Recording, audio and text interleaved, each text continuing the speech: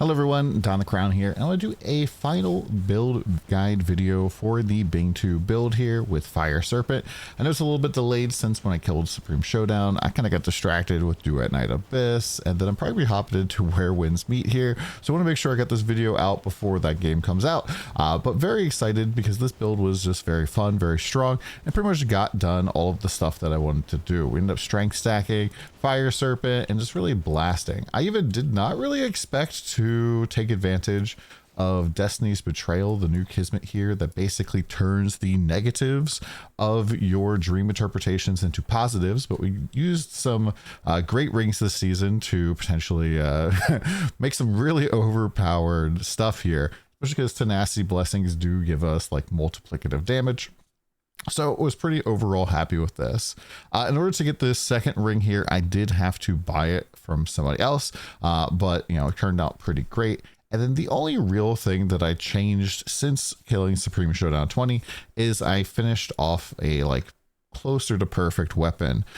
Basically, if you want to know about how to make a weapon that is got the sequence and the priceless mods that you want, I did a whole video talking about that with the imprint feature. But basically I took a priceless that had tenacity and physical and smashed it together with spell amplification and made this beautiful child. And then I just got really lucky with the dream interpretation, and we got tenacity blessing with aura effect. Really can't ask for more.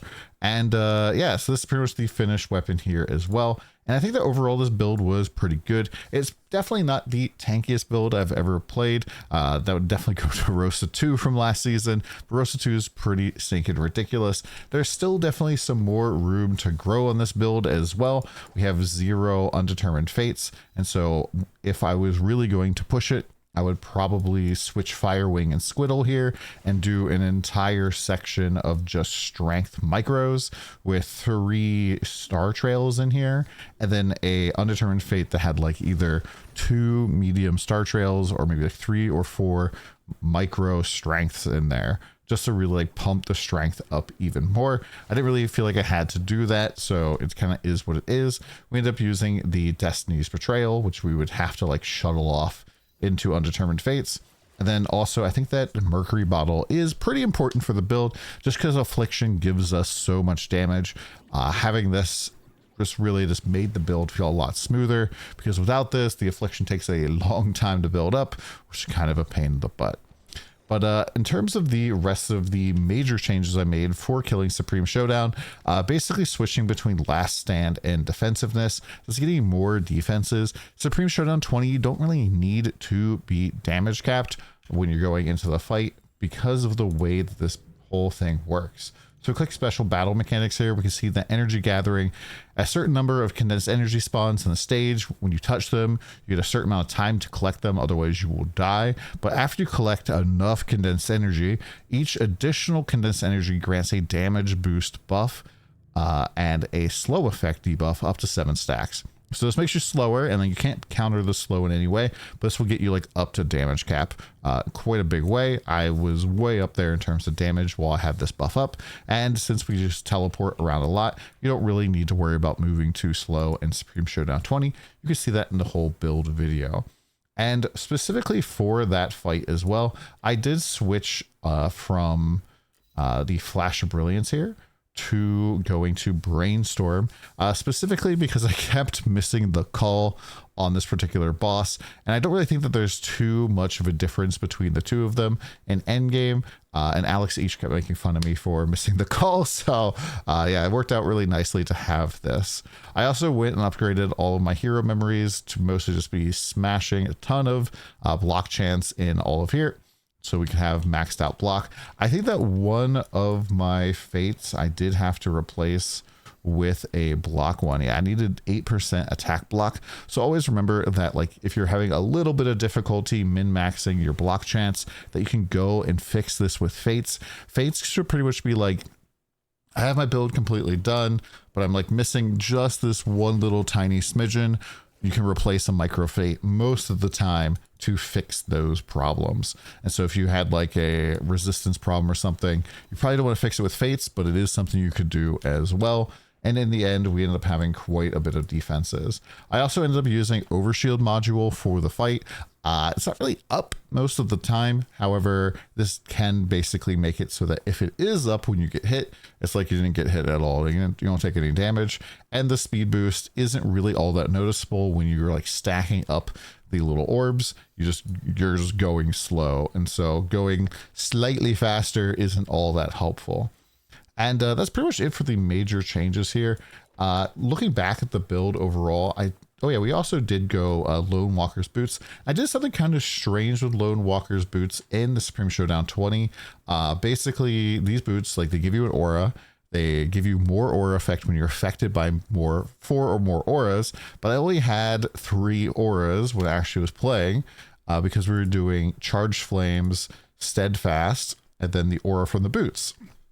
And I was not using Rejuvenation because instead I was using Frost Magus. I thought that this was going to give me a little bit extra edge. I kind of just forgot the precise Rejuvenation was even a thing. And this actually recuperates like just as much life per second.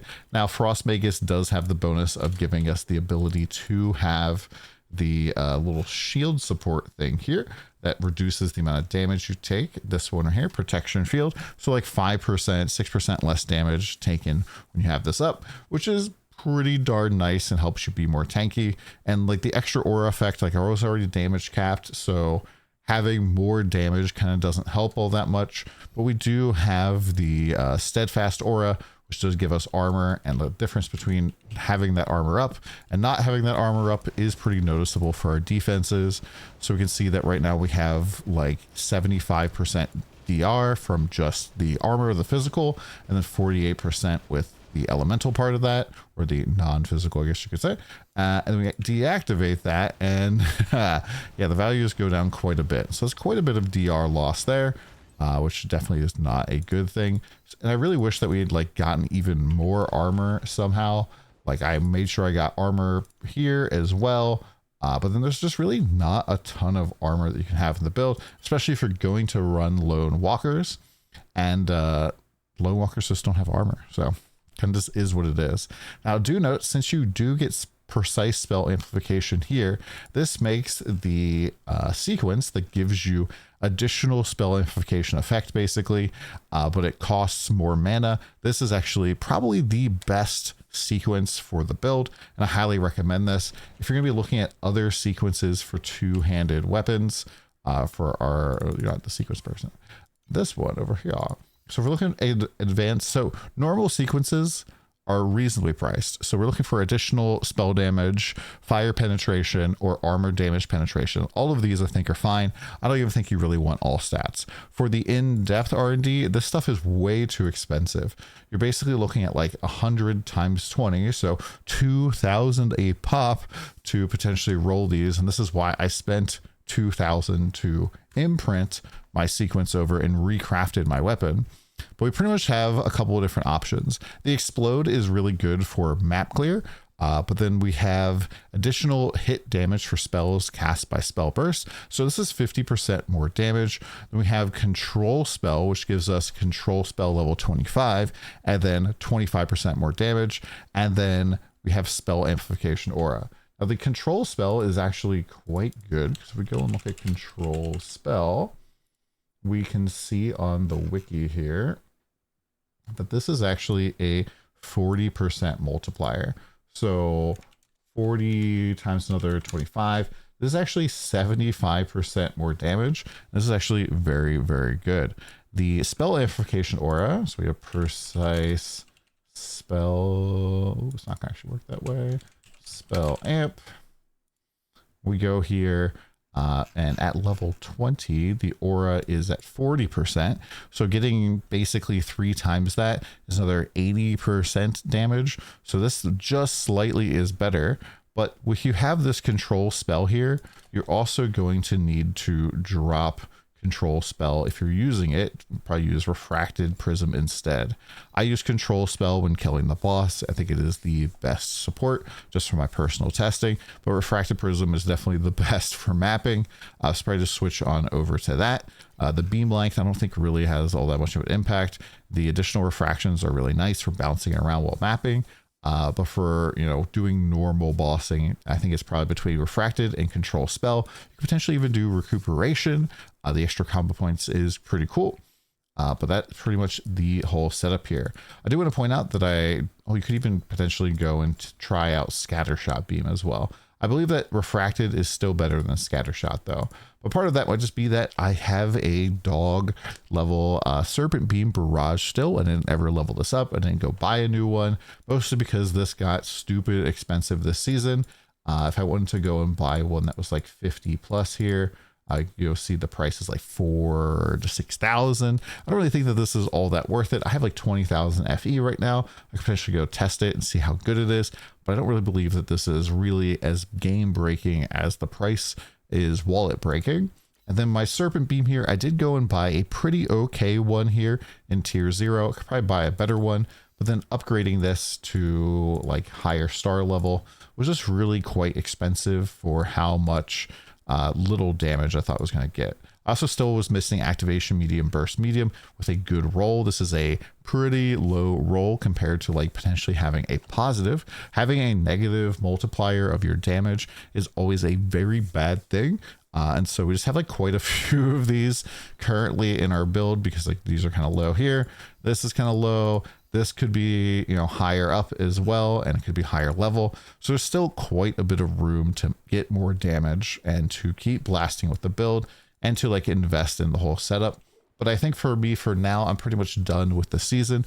I did actually go and kill Supreme Showdown 21, mostly because I was just kind of messing around, didn't have a lot of time. So I might go and finish that as well. Pretty excited for the next season. Kind of sounds like from the Crow's Corner that we have a whole bunch of stuff that's coming good down the pipeline. I'm not necessarily sure that I would play Bing 2 again. I did enjoy it. I did think it was very powerful. However, there was a very big difference between having the automation for the build and not having the automation. And a lot of those automation tools end up being very, very, very expensive.